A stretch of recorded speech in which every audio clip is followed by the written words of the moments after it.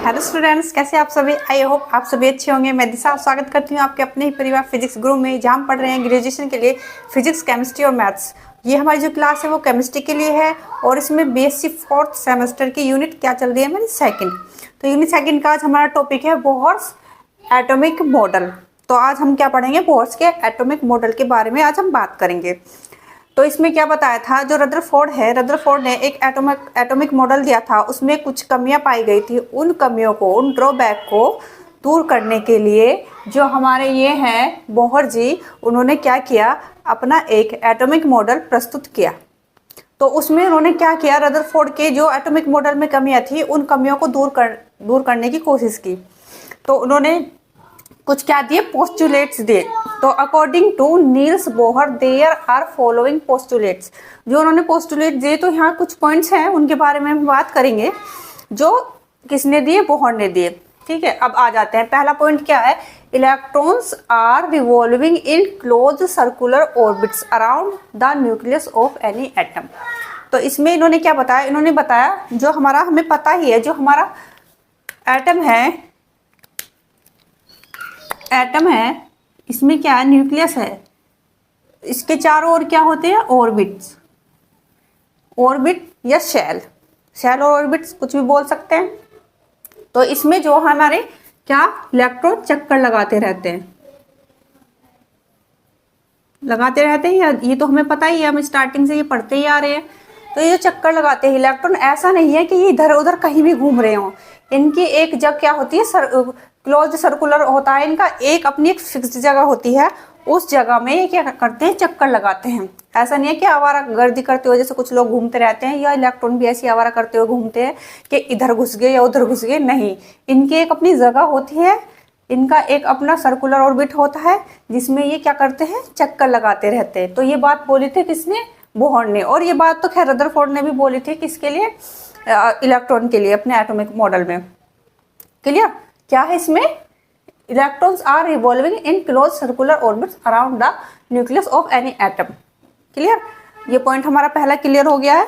अब हम दूसरा पॉइंट देखते हैं। दूसरे पॉइंट में क्या बताया, there are many circular orbits around the nucleus of any atom but electron can revolve in those orbits whose angular momentum is integral multiple of h/2π। तो दूसरा पॉइंट क्या बोलता है हमारा, तो इसमें हम ये पॉइंट कहता है कि जो इलेक्ट्रॉन है एटम में, जो न्यूक्लियस है, न्यूक्लियस के चारों तरफ जो ऑर्बिट्स है, उसमें जो इलेक्ट्रॉन है जो चक्कर लगाते रहते हैं, हमें कैसे पता चलेगा ये कौन सी ऑर्बिट में है, ये वाला इलेक्ट्रॉन कौन सी ऑर्बिट में है, ये कैसे पता चलेगा कि कौन सा इलेक्ट्रॉन कौन सी ऑर्बिट में है।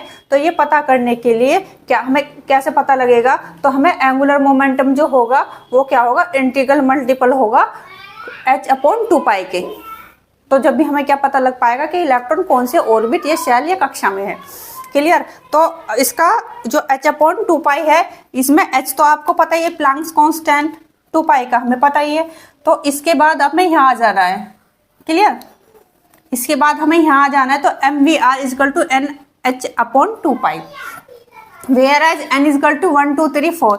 यहाँ n जो है ये प्रिंसिपल क्वांटम नंबर मान लो, है ना, या ये जो हमने पढ़ा था, ये जो ऑर्बिट्स हैं, इनका नाम हमने, ऑर्बिट जो सेल है इनका नेम तो दिया था हमने, 1 2 3 4। ये वो ही चीज है, याद आया या नहीं, फ्लैशबैक में जाके याद करो। देखो 1 2 3 4, ये तो नाम दिया था हमने, n = प्रिंसिपल क्वांटम नंबर में, और इनको हमने रिप्रेजेंट किया था KLMN से। तो ये n ये वही है। क्लियर, तो h हमारा प्लैंक्स कांस्टेंट हो गया, ठीक है, और m जो है हमारा mass of electron, v velocity of electron, r radius of orbit. पता है हमें, हमने ये भी पढ़ रखा है, जो ये है, ये बीच की दूरी ऑर्बिट, यहाँ इलेक्ट्रॉन है, ऑर्बिट और न्यूक्लियस और ऑर्बिट के बीच की जो दूरी है उसको क्या, रेडियस r से रिप्रेजेंट करते हैं। तो हमारे दूसरा पॉइंट भी क्लियर हो गया है ना, क्लियर हो गया ना। दूसरे पॉइंट में यही बताया कि हमें पता कैसे चलेगा कि जो इलेक्ट्रॉन है वो कौन सी ऑर्बिट, शेल या कक्षा में चक्कर काट रहा है। तो ये बात किसने बताई, बोहर ने अपने एटॉमिक मॉडल में बताई कि जो इलेक्ट्रॉन है उसी ऑर्बिट में चक्कर लगाएंगे जिनका एंगुलर मोमेंटम क्या होगा, इंटीग्रल मल्टीपल होगा h/2π के। तो हमारा तीसरा पॉइंट आ जाता है every orbit cells have fixed energy of revolving electron remains stable, so these orbits are called as stationary orbits. तो इन्होंने क्या बताया, जो हमारा एटम है, एटम के चारों ओर जो ये क्या है हमारे शेल और ऑर्बिट ही तो हैं। तो इसमें इन्होंने बताया जो हमारे शेल और ऑर्बिट हैं वो क्या है, ये जो इसमें इलेक्ट्रॉन घूम रहे हैं ऑर्बिट, तो इन ऑर्बिट, ये जो ऑर्बिट है शेल है, इनके पास जो है अपनी खुद की एनर्जी होती है। किसकी? ऑर्बिट्स की अपनी खुद की एनर्जी होती है, इनके पास अपनी खुद एनर्जी होती है। ठीक है, जो एनर्जी होती है ये ऑर्बिट्स के पास होती है। पर मैक्सवेल ने बताया था जो इलेक्ट्रॉन है, इलेक्ट्रॉन के पास एनर्जी होती है, बट जो बोर ने बताया नहीं कि इलेक्ट्रॉन के पास नहीं होती है एनर्जी। एनर्जी किसके पास होती है? ऑर्बिट सेल के पास एनर्जी होती है। और जिस ऑर्बिट सेल में इलेक्ट्रॉन राउंड राउंड घूमता है, चक्कर लगाता है, उसी के कारण ही हमें लगता है कि इलेक्ट्रॉन के पास भी एनर्जी है। उतनी एनर्जी हो जाती है जब वो एनर्जी वाले ऑर्बिट में राउंड राउंड चक्कर लगाएगा या घूमेगा, रिवॉल्व करेगा, तो इलेक्ट्रॉन की एनर्जी भी उतनी हो जाएगी जितनी ऑर्बिटल की। क्लियर? तो मैक्सवेल ने बताया था कि इलेक्ट्रॉन के पास जैसे जैसे इलेक्ट्रॉन राउंड राउंड घूमता है तो वैसे वैसे इलेक्ट्रॉन क्या करता है, एनर्जी जो है वो इमिट और एब्जॉर्ब करता है ना। और इमिट और एब्जॉर्ब एनर्जी ऐसे राउंड राउंड घूम के जब एनर्जी इमिट और एब्जॉर्ब करता है, ये किसने बताया था? मैक्सवेल ने। ये ध्यान रखना कि वो ऐसे राउंड राउंड घूमते घूमते एनर्जी इमिट और एब्जॉर्ब करते करते न्यूक्लियस में गिर जाता है इलेक्ट्रॉन। बट बोर ने कहा नहीं, ऐसा नहीं है, ऐसा नहीं है। इलेक्ट्रॉन इतने राउंड राउंड घूमता है, इतने चक्कर लगाता है ऑर्बिट में अपने, वो ना तो एनर्जी इमिट करता है और ना ही एब्जॉर्ब करता है। किसने बताया? बोर ने बताया कि नहीं मैक्सवेल, ऐसा नहीं है। इलेक्ट्रॉन जब रिवॉल्व करता है, घूमता है, चक्कर लगाता है, तो वो ना तो एनर्जी इमिट करता है ना एब्जॉर्ब। और मैक्सवेल ने बताया जब इलेक्ट्रॉन राउंड राउंड घूमता है, चक्कर लगाता है, तो उसकी एनर्जी रेडिएशन की फॉर्म में, रेडिएशन के रूप में निकलती है एनर्जी, और वो एब्जॉर्ब और इमिट दोनों करता है, और ऐसे राउंड राउंड करते करते न्यूक्लियस में गिर जाता है। तो यही हमारा पॉइंट था। और जो ये जो है इलेक्ट्रॉन रिमेन्स स्टेबल, तो जो हमारे ऑर्बिटल हैं, ऑर्बिटल के पास ही तो है एनर्जी। बोर ने बताया इलेक्ट्रॉन के पास नहीं है, ऑर्बिटल्स के पास है एनर्जी। तो ये जो ऑर्बिट है, ऑर्बिटल्स हैं, इनका जो एनर्जी लेवल है वो स्टेबल होता है। क्या होता है? स्टेबल, स्थिर, ये स्थिर। So these orbits are called as stationary orbits. और इन ऑर्बिट्स को क्या कहते हैं? स्टेशनरी ऑर्बिट्स भी कहते हैं। आई होप आपको ये तीनों पॉइंट्स क्लियर हो गए होंगे और क्लियर हो गए होंगे। एक बार पढ़ के देख लिया करो। ये थ्योरेटिकल पोर्शन ज़्यादा है, इतना ज़्यादा टॉपिक्स हमारे ये हार्ड नहीं है, बस पॉइंट्स है वो क्लियर करने होते हैं, बाकी हम खुद कर लेते हैं। थोड़ा बहुत आप पढ़ के देख लेते हो, रिवाइज कर लेते तो और अच्छा हो जाता है। एक बार आप इन पॉइंट्स का क्या करो, स्क्रीनशॉट लो, फिर हम आगे चलते हैं कि बोर ने अपने एटॉमिक मॉडल में और क्या क्या बात बताई। एक बार स्क्रीनशॉट लो। तो हमारा नेक्स्ट पॉइंट क्या कहता है? तो नेक्स्ट पॉइंट में हमारा ये कहता है जो एटम है, एटम में जो इलेक्ट्रॉन है, तो इसके चारों तरफ हमें पता ही है ऑर्बिट या सेल्स हैं।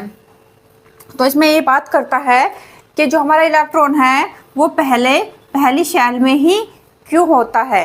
ऐसा क्यों नहीं होता कि वो लास्ट वाली शेल में, लास्ट वाली ऑर्बिट में क्यों नहीं आता, चक्कर क्यों नहीं लगाता, फिर इसमें आ जाए, इसमें आ जाए या इसमें आ जाए। इसमें ऐसा ही क्यों होता है? वो पहले इस वाली कक्षा में आता है ऑर्बिट या शेल में, फिर इसमें, ऐसा क्यों होता है? तो यही बात इस वाले पॉइंट में क्लियर की गई है कि ऐसा क्यों नहीं होता कि वो पहली कक्षा में ही, पहले ही ऑर्बिट या पहले शेल में ही क्यों आता है, क्यों चक्कर लगाता है। कौन? इलेक्ट्रॉन। तो electrons are always revolving in those orbits whose energy level are minimum, है ना। जो हमारे इलेक्ट्रॉन्स है वो रिवॉल्व करते हैं उन ऑर्बिट्स में जिनका एनर्जी लेवल मिनिमम होता है, कम से कम होता है ना। हमें पता है जो पहला ऑर्बिट है, हमने पढ़ा भी था, जो पहली शेल है उसका एनर्जी लेवल दूसरी शेल से कम होगा और दूसरी वाली का तीसरी से कम होगा, चौथे वाली का, यही तो पढ़ा था हमने। ये है ना, सबसे कम किसका होगा? पहले वाली शेल का होगा ना। तो जो हमारे ऑर्बिट है उन वाली शेल में या उन वाले ऑर्बिट में रहना पसंद करते हैं जिनका जो एनर्जी लेवल होता है वो मिनिमम होता है, कम से कम वाले में पसंद करते हैं रहना। तो पहले वो मिनिमम वाली शेल में आएंगे, पहले वाली शेल में वो इसीलिए रहते हैं। तो this state is known as ground state of atoms. तो ये वाली स्टेट जो है वो क्या कहलाती है? Ground state.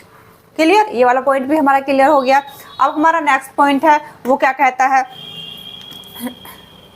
इसमें क्या बताया गया है, जो हमारा इलेक्ट्रॉन है जब रिवॉल्व करता है, चक्कर लगाता है, घूमता है, तो वो क्या नहीं करता, वो एनर्जी ना तो इमिट करता है ना एब्जॉर्ब करता है। तो जैसे ये चक्कर लगाता है तो उसमें बताया घूमते टाइम क्या नहीं करता, चक्कर लगाते टाइम क्या नहीं करता, एनर्जी ना तो इमिट करता नहीं एब्जॉर्ब करता। बट मैक्सवेल ने बताया था, पहले जो बताया था मैक्सवेल ने बताया था, जो ये न्यूक्लियस है एटम में, जो न्यूक्लियस के इसके चारों तरफ ऑर्बिट्स हैं, इनमें जो इलेक्ट्रॉन रहता है वो रिवॉल्व करते करते है ना एनर्जी रिलीज करता है रेडिएशन के फॉर्म में। ठीक है, इस कौन इलेक्ट्रॉन तो जब इमिट करता है और एब्जॉर्ब भी करता है इलेक्ट्रॉन क्या एनर्जी रेडिएशन के फॉर्म में। तो ये रिवॉल्व करता करता चक्कर लगाता लगाता घूमता घूमता क्या हो जाता है, न्यूक्लियस में गिर जाता है। बट जो हमारा बोहर है उनने कहा नहीं, रिसर्च के अनुसार पता चला जब रिसर्च हुआ कि ऐसा नहीं होता। जब इलेक्ट्रॉन रिवॉल्व होता है, घूमता है राउंड राउंड या चक्कर लगाता है, तो वो क्या नहीं करता, एनर्जी ना तो इमिट करता है और ना ही एब्जॉर्ब करता है। आई होप आपको ये पॉइंट्स क्लियर हो गए होंगे। While revolving in a particular orbit, an electron neither gains energy nor emits energy. Clear, ये हमारे 4-5 पॉइंट्स थे जो बोर्ड ने और भी दिए थे, लेकिन हम इतने ही पढ़ेंगे जितने हमारे सिलेबस में जितना होगा उतना ही तो हम करेंगे। तो हमने ये पॉइंट्स पढ़े, आई होप आपको क्लियर भी हो गए होंगे। तो अब हम बात करेंगे आगे जो एटम के बारे में, जो एटॉमिक मॉडल दिया था किसने, बोर्ड ने। तो एक बार आप इन्हें नोट कीजिए, स्क्रीनशॉट लो, फिर हम आगे चलते हैं। देखो, फॉर हाइड्रोजन एटम, जो बोहर का एटॉमिक मॉडल है हाइड्रोजन एटम के लिए, उससे पहले हम बात कर लेते हैं ये जो बोहर का एटॉमिक मॉडल है ये सिर्फ किसके लिए काम करता है, जो एटम एक इलेक्ट्रॉन रखते हैं, है ना, जो एटम एक इलेक्ट्रॉन रखते हैं उन्हीं के लिए ही ये क्या है, वैलिड है, उन्हीं के लिए ही परफेक्ट काम करता है। लाइक जैसे हमारे पास हाइड्रोजन है, हाइड्रोजन के पास एक इलेक्ट्रॉन होता है तो ये इस पर परफेक्ट काम करेगा। हीलियम है, हीलियम पे एक पॉजिटिव चार्ज ले लेंगे तो इसमें भी एक इलेक्ट्रॉन बचेगा, तो हीलियम के लिए भी काम करेगा। लिथियम है, लिथियम पे 2 पॉजिटिव चार्ज ले लेंगे तो इसमें भी क्या बचेगा, एक इलेक्ट्रॉन बचेगा। तो ये इन एटम्स के लिए तो ये अच्छे से कम काम करता है, वर्क करता है, ये वैलिड है। जो आगे आगे एटम्स हैं उनके लिए क्या करते हैं, उसके बाद उसमें थोड़ी थोड़ी कमियां पाने लग जाती हैं, कुछ ना कुछ कमियां निकल जाती हैं। तो ये इसी के लिए क्या है, उसी के लिए ही वैलिड है जो एटम एक इलेक्ट्रॉन रखता है। आई होप क्लियर हो गया होगा, ये आप ध्यान रख लेना बात को। तो according to Bohr the atomic radius is given by, जो बोहर ने एटॉमिक रेडियस के लिए जो फॉर्मूला दिया था, रिप्रेजेंटेशन क्या था, एक्सप्रेशन क्या था, वो क्या था, ये था Rn equal to n² multiply R1। तो इसमें n क्या है, वेयर आज n equal to number of shell orbit, या प्रिंसिपल क्वांटम नंबर भी बोल सकते हैं, है ना। अरे भाई वो ये हमने ही पढ़ा था, ये ऑर्बिट जो है यही तो है, n इक्वल टू 1 2 3 4, वो यहाँ क्या कर रहा है, वो यही चीज़ रिप्रेजेंट कर रहा है। इन्हें हम KLMN से भी रिप्रेजेंट करते हैं। क्लियर, तो ये वाला n भी यहाँ वो क्या कर रहा है, वो ही ये रिप्रेजेंट करता है, ये वाला है। तो क्या हो गया, नंबर ऑफ शेल ऑर्बिट। और ये R1 क्या रिप्रेजेंट कर रहा है, ये रेडियस है, हमें पता ही है R क्या है, रेडियस। तो ये क्या कर रहा है, एटम से जो पहली शेल ऑर्बिट जो है उसके बीच की रेडियस को क्या करता है, बताता है, शो कर रहा है, रिप्रेजेंट कर रहा है। तो इसे जो ये कैलकुलेट की थी, किसने की थी, बोहर ने की थी। तो इसलिए इसको हम क्या बोल देते हैं, बोहर्स रेडियस। तो इसका नाम क्या दिया गया, बोहर रेडियस। क्लियर, ये 2 चीज़ क्लियर हो गई। तो बोहर ने क्या किया, कैलकुलेट करने के बाद एक ये क्या है, बोहर्स की रेडियस आई, क्या आई, वो R1 इक्वल टू 0.529 एंगस्ट्रॉम, ये एंगस्ट्रॉम में आ जाएगी। ये हमें पता ही R1 क्या है, रेडियस, और ऑर्बिट के बीच की जो रेडियस है उसे क्या करता है, रिप्रेजेंट करता है। तो फ्रॉम फर्स्ट इक्वेशन, तो इसे हम दे देंगे इक्वेशन फर्स्ट का नाम, किसको, ये जो फॉर्मूला था ये। तो इक्वेशन फर्स्ट में ये वाली वैल्यू रख देंगे हम, Rn इक्वल टू 0, R1 की जगह 0.529 multiply n² upon Z। Z यहाँ कहाँ से आ गया, क्या है, Z है एटॉमिक नंबर है किसका, एटम का, एटॉमिक नंबर ऑफ एटम का, कि कितना एटॉमिक नंबर है वो क्या करता है, जेड शो करता है।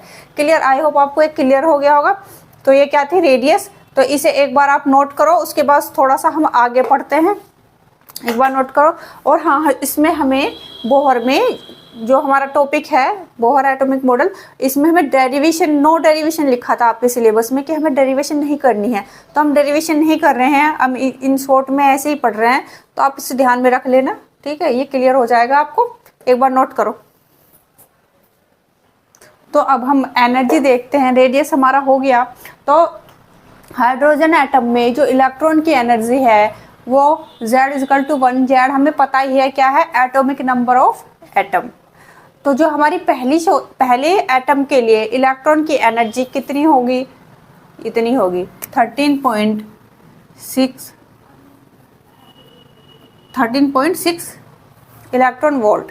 क्लियर, पहली शेल के लिए, पहले ऑर्बिट के लिए। Clear.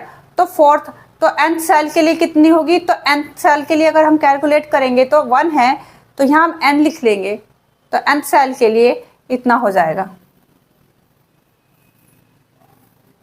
-13.6 multiply Z² upon n² EV। Clear बच्चा। तो हमें पता ही है where Z= atomic number of atom, n का भी हमें पता ही है, हमने n का भी हमने कर लिया था क्या, नंबर ऑफ शेल। क्लियर। तो इसमें हमारी डेरिवेशन नहीं है, इसलिए हमने इतना ही किया है, क्योंकि हमारे सिलेबस में लिखा हुआ है नो डेरिवेशन। तो डेरिवेशन नहीं है, तो इसलिए हमने डेरिवेशन नहीं पढ़ी, डेरिवेशन की कुछ चीज़ें ले ली हैं, इसीलिए हमें ये डीपली समझ में भी नहीं आया। लेकिन जब नहीं है तो हम डीपली जाएं भी क्यों, तो जब डेरिवेशन नहीं है तो हम डेरिवेशन नहीं करेंगे। पर आपकी बुक में डेरिवेशन दी हुई है, अगर आपका मन है करने का तो आप कर सकते हैं, बाकी तो इतना भी हो जाएगा तो चल जाएगा, क्योंकि जब हमारे में डेरिवेशन नहीं है तो हम नहीं करेंगे। तो आज के लिए बस इतना ही, और आज हमारा ये टॉपिक ख़त्म हो चुका है, फिर हम नए टॉपिक के साथ मिलेंगे।